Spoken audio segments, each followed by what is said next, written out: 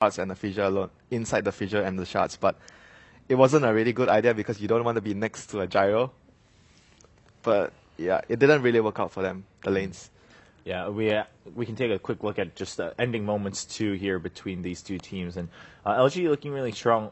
Ben, how do you view just LGD? I mean, just because even we were talking about it, right? LGD doesn't seem like they should have been too worried about the draft.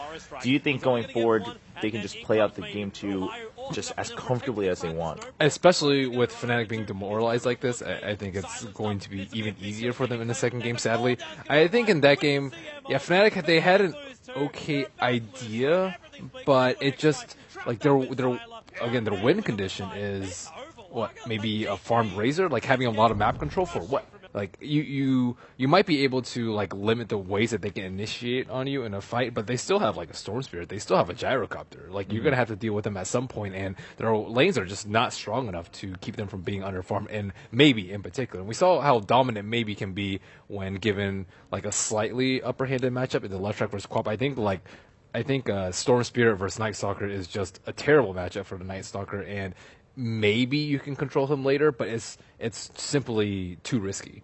Yeah, just even putting 2 and 2 together from what you guys have been saying about Fnatic all throughout the week, right? Fnatic has to win the lanes dominantly. Yeah. They need to be very aggressive early on. And then now you're telling me, all right, well, so they wanted this supreme vision or like map control around the entire game.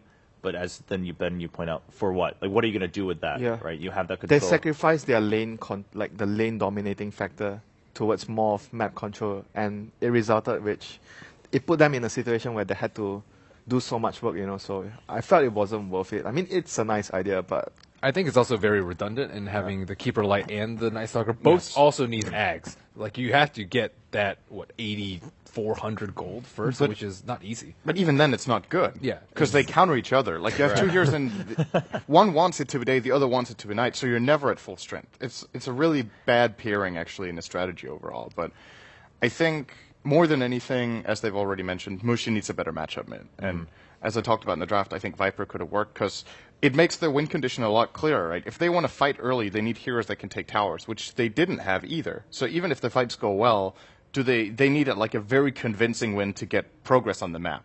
And the Night Stalker doesn't get strong unless you take the towers. That's how you contain your opponent and you farm more than them. But the draft was, in my opinion, just pretty weak. Okay. Well, going forward, hopefully, Fnatic, again, they do want to get at least a couple more points here, and then, of course, they want to beat Complexity in their next match. But if morale is going to get devastated that much, hopefully they get a win for them here so that they can play a little bit better against Complexity. At the same time,